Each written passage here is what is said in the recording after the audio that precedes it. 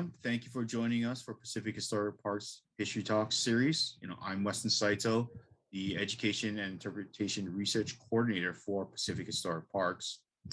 Pacific Historic Parks is the nonprofit organization who works in partnership with the National Park Service at Pearl Harbor National Memorial in Hawaii, home of the USS Arizona Memorial. We also support Warner Pacific National Historical Park in Guam, American Memorial Park in Saipan, Kalapapa Historical Park in Molokai, and the Diamond Head State Monument on Oahu. And our mission is to remember, honor, and understand World War II in the Pacific. And through our education and interpretive programs, we strive to carry on the memory of historical events and honor all of those who were involved. So History Talks series was designed for students, educators, the general audience, and organizations from across the world to provide live educational interaction. But today we are really honored to have as our guest speaker, Rosie Marian Wynn, a pipe welder at the Kaiser Shipyard 3 in Richmond, California during World War II. And assisting today is Tammy Brumley, AKA the Rosie Wrangler. He's a volunteer from the Rosie the Riveter World War II Homefront National Historical Park in California.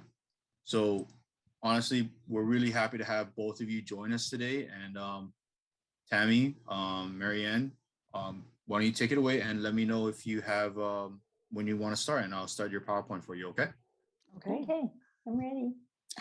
She's ready to go. Oh, she's ready to go, okay. After a year and a half of not being able to speak to people, she's very eager. Not a problem. All right, let me start it up. And then, so yeah, I have it on, and then you just let me know whenever you want it to be changed. Let's start telling my story. My name, excuse me, my name is Marian Wynn, and I came to California. I'm getting a double. Okay, let me get back. I hear myself. How's that? Is that okay? Okay, go ahead. I think you should be good right now, Marian. Shall I start all over again? Wherever you want to. You're totally fine.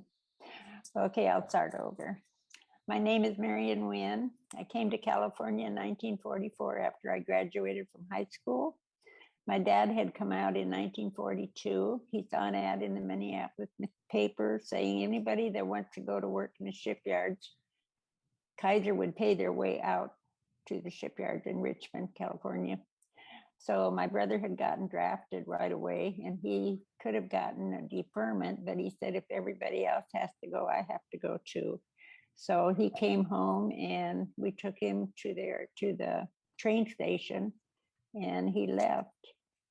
And later on, we had 11 children in our family. So my dad talked it over with my mom if he should go to California and work. And my mom told him, yes, she would take care of the kids. One of our babies had died, so we still had 10. And then with my brother gone, we still had 9. So he left. He had 2 friends from home that we knew come out with him. They were younger, but they came with him. And when they got here, they didn't have a place where they could get 3 beds. So they each bought a trailer house and lived in a trailer park. And that's a picture of my home where we lived when my dad came out here. And that's my dad. Came home the next year for deer season. He was a great deer hunter. So that was a picture of him when he came home. He stayed about 2 weeks with us. And while he was there, my sister had quit school. So he told her she could come back out with him. And I cried because I wanted to come too. And he said, if you don't graduate, you don't come at all.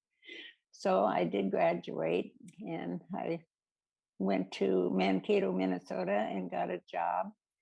And then I went home, and those are all pictures of me when I was young.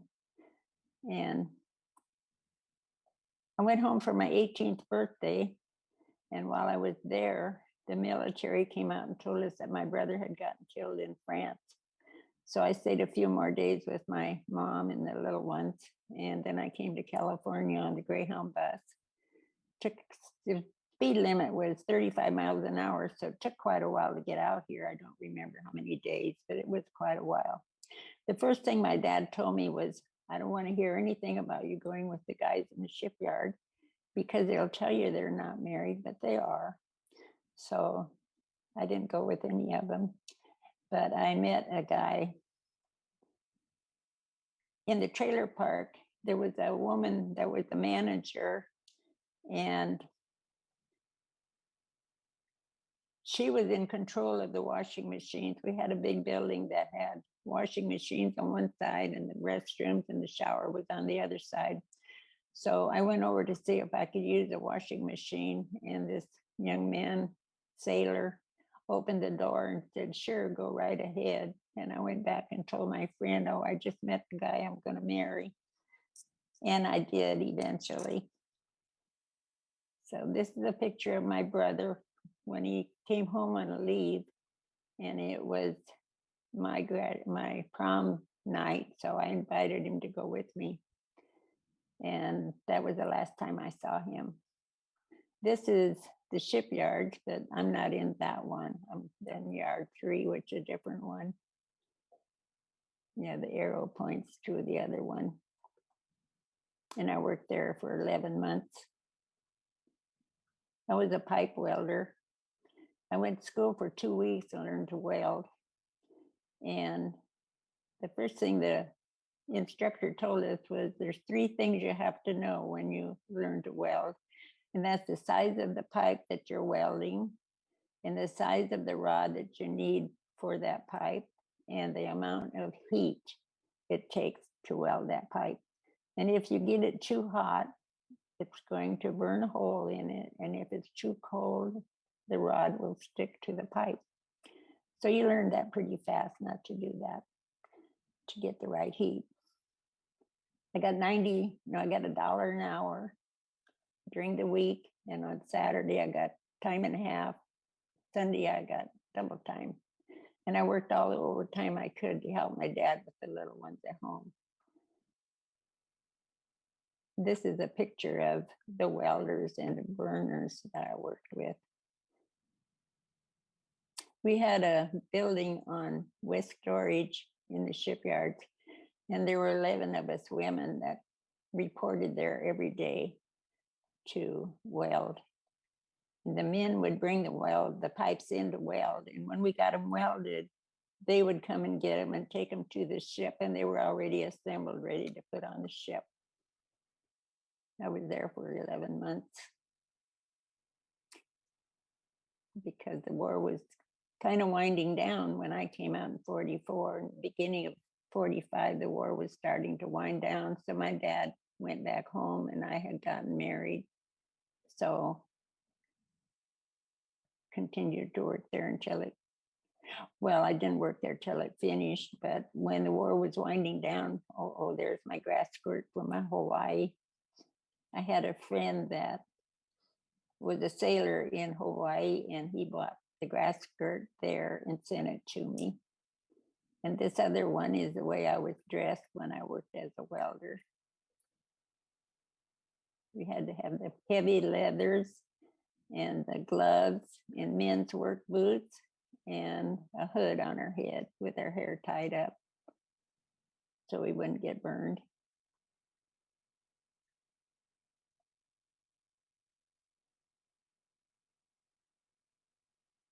And this is a picture of my husband and I.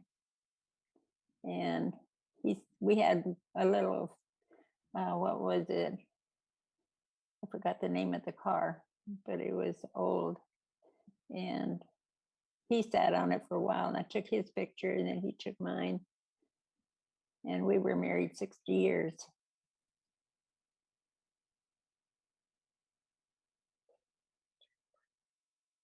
Oh, we lived in a trailer park, my dad and I, and his mother lived next to us. She was the manager of the trailer park. And this is the man I went to ask if I could use the washing machine that day. And he said, sure, go right ahead. And I went back to the trailer house. I had a friend there, and I told him, I just met the guy I'm going to marry. And he said, who? And I said, that sailor over at Wynn's house. I didn't even know his name, but about 3 weeks later, we started going together. I was on my way out to the wash house we had to go out to the wash house to take a shower. And it was this big building that had the washing machines on one side and the showers in the bathroom on the other side. So I went over there and took a shower. And when I came back, he was sitting in his car and his brother was in the back. And they asked me if I would help his brother give a push so they could get the car started. And we pushed twice and it wouldn't start. So he said, well, maybe if I turn the key on, it'll start. So he turned the key on and he said, well, since you helped me, we should go for a drive. So we did. And that was the beginning of our friendship. And we were married for 60 years when he passed away. This is a picture of the Rosies, and we all went to work at the national park. And the one on the far end beside me she worked on Saturday and we worked on Sunday or Friday. But that's Agnes and Kay, Marian, Suzanne, and me and Mary Tori's. We all went to work every Friday morning and worked for 2 or 3 hours, whatever time we were allowed.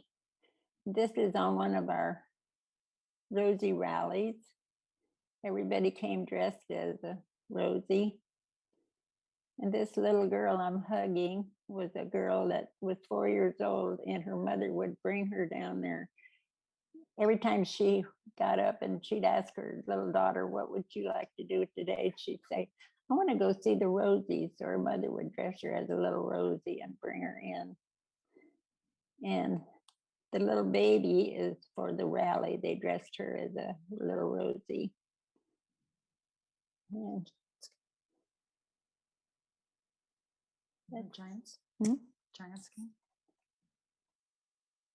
I don't remember. The San Francisco Giants. And this is the ball player. I forgot his name.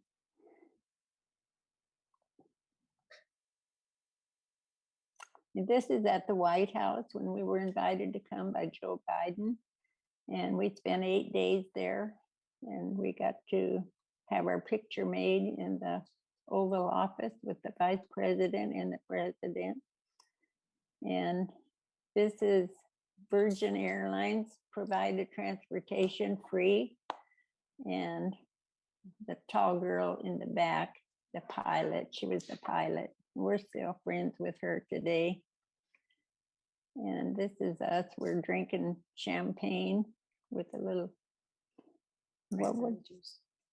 cranberry juice. I forgot what it was. But they supplied it on the airplane too. So everybody on the plane got to have some.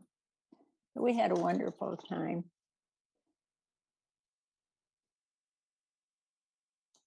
This is Joe Biden. I think this is the Roosevelt room, isn't it? In the White House. And this other one is, he invited us to his home to have breakfast one morning. So this is all the Rosies and their helpers in the dining room. He was so wonderful. We really had a nice time with him.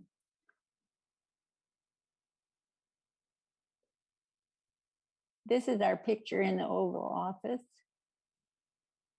President Obama asked us if we would like to see his office. And of course, we wanted to see his office. So we had our picture made with him and Joe Biden. Had a really nice time. And this is in Nancy Pelosi's office. We were invited to come in there, and several of the congressmen are in there, and the leader of the Rosie the Riveters.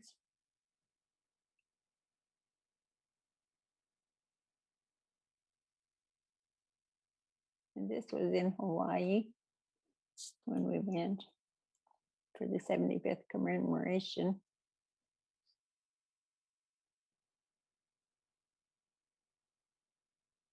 And this is with the veterans. We went with the veterans and we honor them to this day. They did a wonderful job.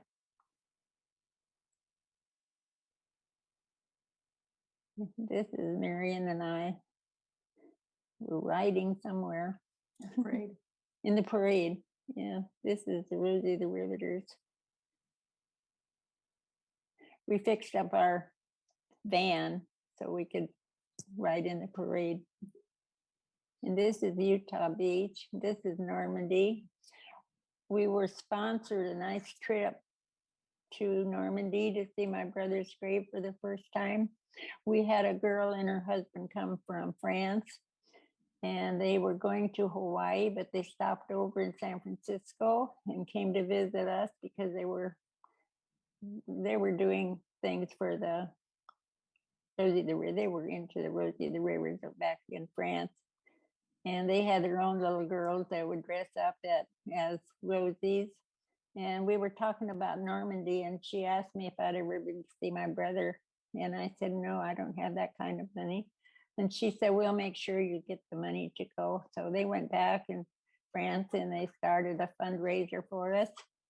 And they raised a lot of money, and we raised enough that we could all go. And we were there for 8 days, I think, or was it 8 days in Normandy? This is my brother's grave. For those that don't know, all of the crosses are white. Like you can see, I'm all white, but I had a guide, her name was Stephanie, and she had a little glass of sand, and she poured some in my hand and told me to rub it over the front of the cross. And as I did that, all the sand went into the cutouts for the letters on my brother's name and where he was and everything. And it made it turn brown so you could read them, but you could do that to all of the crosses, and the name and where they fought and everything would come up. It was very touching, very touching.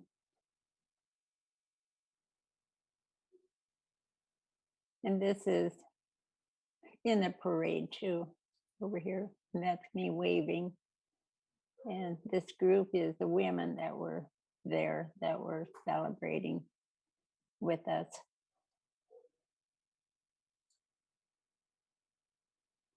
It was a good day. And this, I was on the stage. I didn't know I was going to be on the stage, but when I found out, the only thing I could think of was I don't have any lipstick on. But you can see me in the little red dress or the coat in the front line of on the stage. And I'm shaking hands with the president of France and our president. It was such a surprise. I didn't know what to say or do. And Stephanie is the girl beside me. She was my guide at Normandy, at the cemetery. And she still has become a friend, and we write each other all the time, keep in touch. But I never thought I'd get to see my brother's grave. It wasn't something I ever thought about because I knew I didn't have the money to go over there. And with the grace of Tammy and everybody donating and making it possible, it was the thrill of my lifetime. And this is in Paris. That's the Eiffel Tower. And that's Marian and I walking down the street in Paris. And May is the one that's going to come to Hawaii with us next week or next month in December for the commemoration. Can't wait to go. Want to be there so bad. Never thought I'd ever get to go again. This is our We Can Do It. We did it. It's been a long time ago. I mean, yes, you did, Marianne, without a doubt. We did. I mean, without a doubt, the United States, as much as what anyone did on the front lines, the people supporting them in the home front, building the ships, the planes, the bombs, anything that servicemen and our allies needed, because we weren't just giving it to our servicemen, we were giving it to our allies as well to support as well, was amazing. So thank you, very much. I know we have a couple of questions here and there.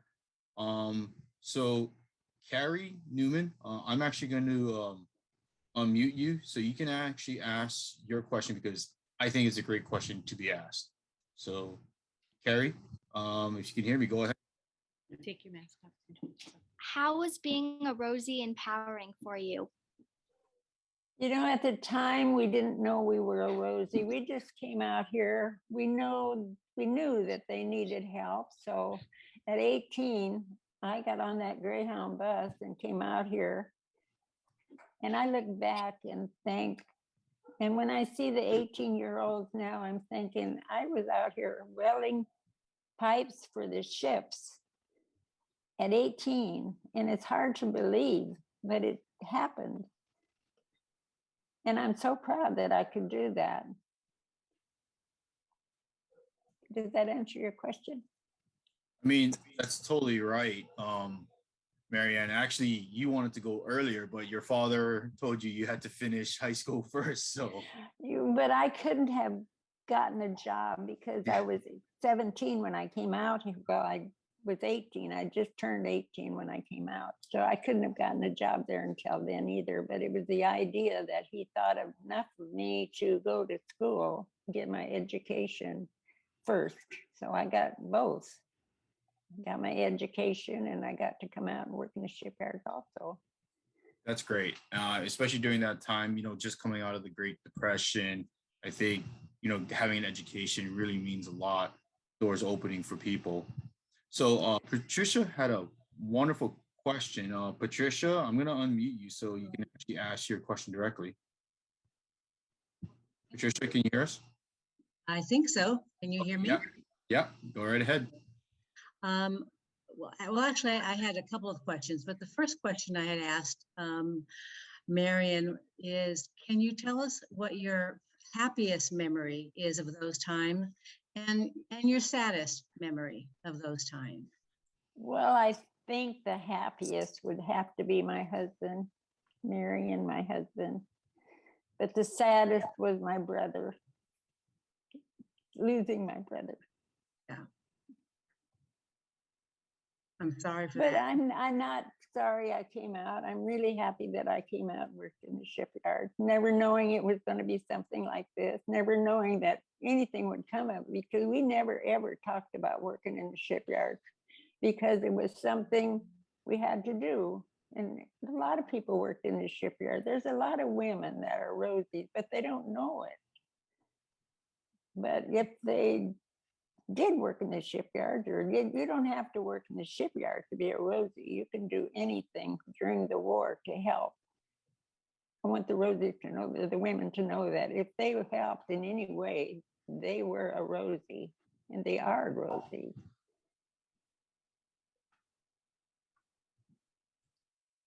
Thank you. And I believe you had one more, Patricia. I did, thank you. And my other question was, could you tell us a little bit about your life after the war, when your husband came home, and your children and everything? Yes, my husband had to stay in the hospital. He was in the hospital when the war ended, and he didn't get home until October. And we had just gotten married, and we didn't have any money, but my father-in-law bought us a trailer house. So they tell me I quit, but I didn't know that. One day we were working on the ship on the hold. There were two of us welding on the side of the hold of the ship, and there were chippers on the other side chipping out the old weld. And my friend held up her hands and said, "I'm going home at noon," because it was so noisy in there we couldn't even talk. And I held up my hands and shouted back at her, I'm going too. So our boss was standing in the door, but we didn't know that. And he came over and he said, you know what'll happen if you go home? And we said we didn't care. We couldn't stand that noise another 4 hours. So we went home, and on Monday I went back, and he said, what are you doing here? And I said, I came back to finish my job. And he said, you don't have a job. Remember, you quit Friday. Well, I didn't know I was quitting, but I didn't care. I was happy. I just got married. I had worked in a cannery in Minnesota when I was 16. So I went down to the cannery. It's about 2 blocks from the visitor center. And they hired me. And 3 weeks later, the war was over. And I had a job. If I'd have been at the shipyard, I wouldn't have had a job. But somebody had to work because my husband was in the hospital, and we had just gotten the trailer house, but there was nothing in it. So 3 months later, I think it was, he got home and went to school under the GI Bill of Rights and learned to be an auto mechanic. And we were both working, and I had gotten pregnant and had a baby. And I remember the first new car wasn't a new car, but it was new to us. This was one we had gotten. And we were getting along really good. And we have a daughter. We have 2 grandsons, a great-grandson and a great-granddaughter. And life is treating me pretty well. I can't complain. I'm 95 and doing well.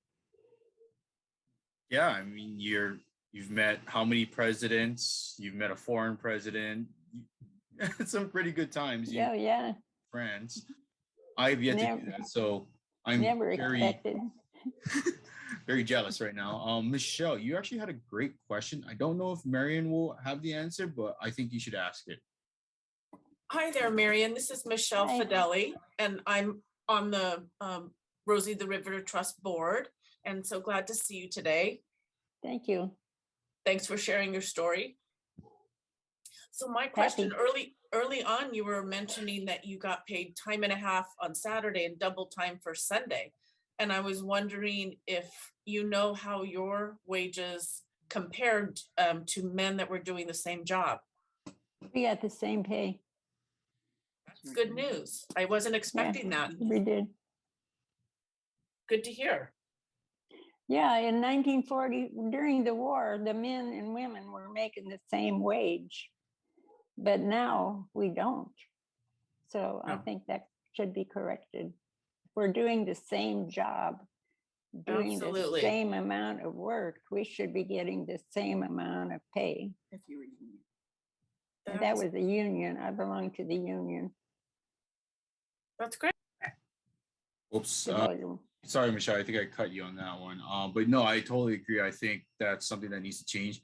And for those of you who don't know, I actually did a little bit of checking on Marian's numbers. And in the inflation of today's market, it's roughly about $18 an hour she'd be making right now equivalent. So that's actually pretty darn good for anyone. That's good. I never had made that much. And at the time, if I'm correct, you had a high school diploma. So, $18 an hour, not too shabby. No, I can still go to work for that if I had somebody to hire me. Exactly, right? Okay, well, definitely. Jeff, you had a question. I think we answered it earlier, but why don't you ask? Because I know we have some people from Minnesota. Jeff, can you hear us? Hi, Marian. Thanks for sharing your story with us. My family's from Minnesota, and I've interviewed a lot of relatives and friends in the past about their World War II experiences, especially on the home front. And I was just curious, you said you were in Mankato for a while, but what town did you actually grow up in where you had the picture of the house? Oh, that was way out in the country, out of Pine River. It's in the northern part, up by Brainerd. Oh, wow.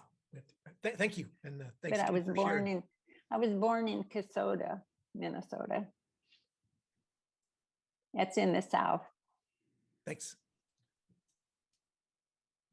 And so we have time for a few more questions, people, if anyone else has. I do want to give a shout out right now to, of course, the Rosie the Riveter World War II Homefront National Historical Park. And, I have to give it out to also Miss Major's class from Murray Middle School from St. Paul, Minnesota. They sent in some questions that I'll ask as well at some point. But how excited are you, Marianne, to be coming out to Hawaii again? Oh, I am really excited. I always wanted to go back, always, because we were there for the 75th. But I knew I didn't have that kind of money, so I didn't even think about it. But then when Tammy come up to, do you want to go back? And of course I want to go back. I can't wait. I have I met a woman over there when we were there, and we still correspond once in a while. So I'll let her know I'm coming, and maybe I'll see her again. Okay. All right. Well, I have another question from Michelle. Actually, I was about to ask this question myself, but you know what, Michelle, why don't you go ahead and ask it yourself? Sure, and then you please add to it. Marian, I was wondering if you know the names of the ships that you welded on, and if you know what happened to them during the war. No, I don't know, because we were a group that there were 11 of us women that went to a little area called West Storage. We reported there every day, and they would bring pipes in, and whatever ship they took them to, I don't know the names of them. Mm-hmm. So I don't know. Okay, well, maybe another time we can follow up and just, I know there were hundreds of ships that came out of Kaiser Shipyards, but maybe we can follow up, the trust can follow up on some of those and find out where they ended up around the world. We'll do that and let you know. Don't think they would be able to know which pipes went to Sure. which ship. No, I understand they won't know the pipes to the ships. I was just wondering where. Which ships were in those yards specifically? Well, the time I worked there. Mm-hmm. Well, so I did a little bit of research on that, Marian, and the ships that were coming out of the Shipyard 3, there were probably others, but were the Type C4s, which were the largest Liberty and transport ships. So primarily, I worked on the C4s.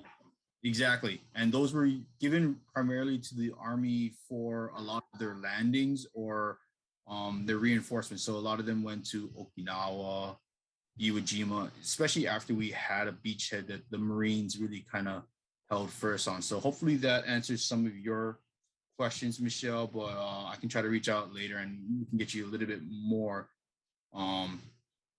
information as well. Let's see if we have some more questions. Okay, Anne, I think that's a great question. So I'm actually going to unmute you so you can ask that question yourself, if that's all right. Yes. Can you hear me? Yep, we can hear you. Okay. Hi, Marian. It's Anne. Oh, hi. Hi. Yeah, that's something I've never asked you.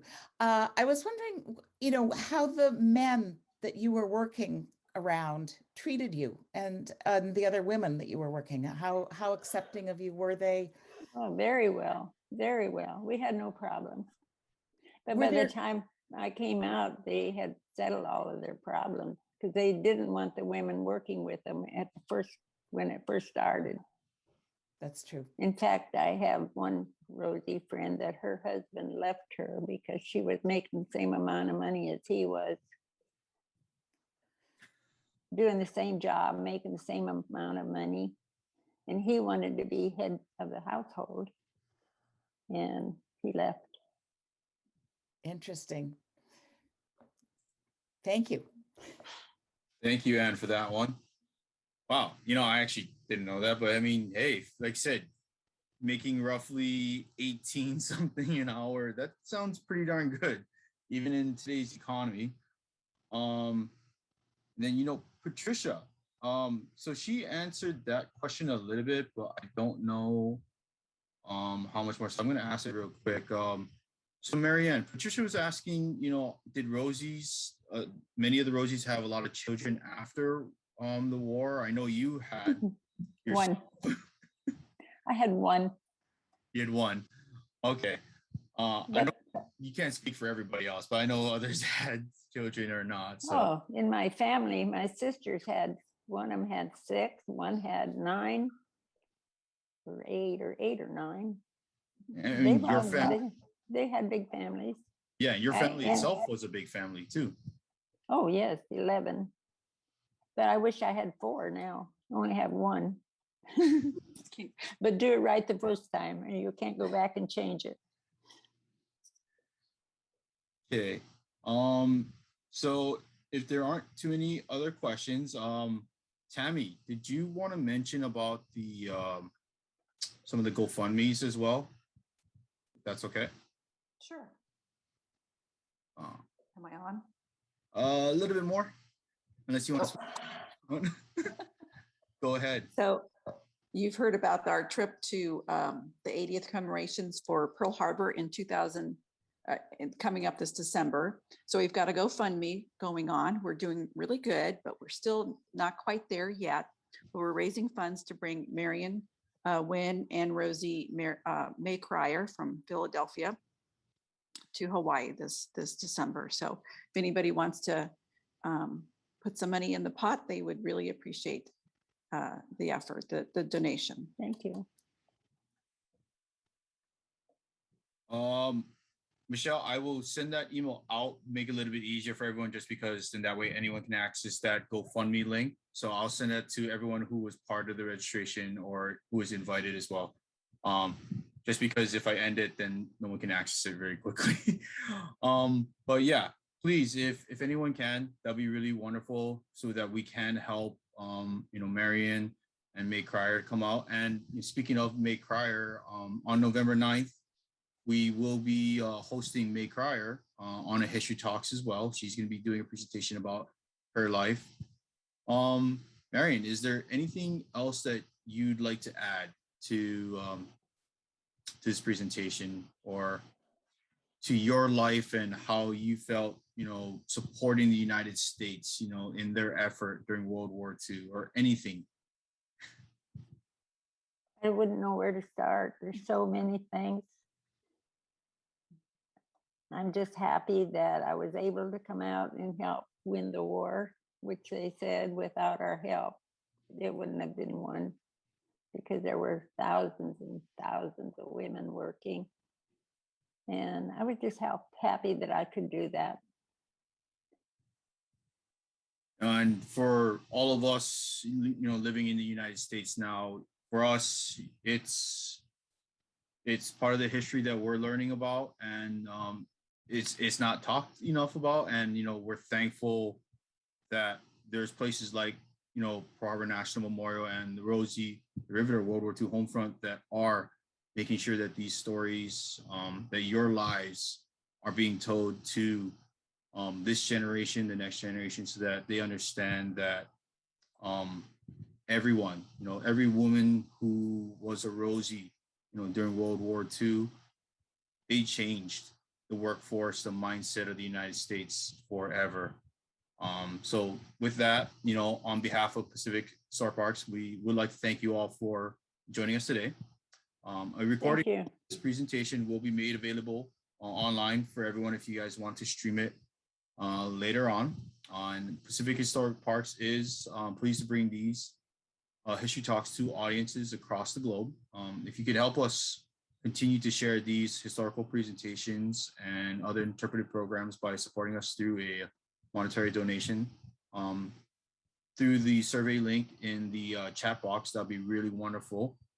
And yeah, thank you. That was the other one I was gonna get to. So wonderful. And then let me see. Everyone, I'm gonna actually ask us all to unmute so we can say thank you to Marian, and then Marian, I'll be seeing you soon. So thank you, Marian. Appreciate it. Thank you. Thank you, Marian. Thank you. Thank you. Thank you. Aloha, Marian. Have fun in Hawaii. They I have those will. Hawaiian rolls. I saw somebody pick up. All right, thank you, folks. You all have a wonderful day. Thank you. Just, Bye. things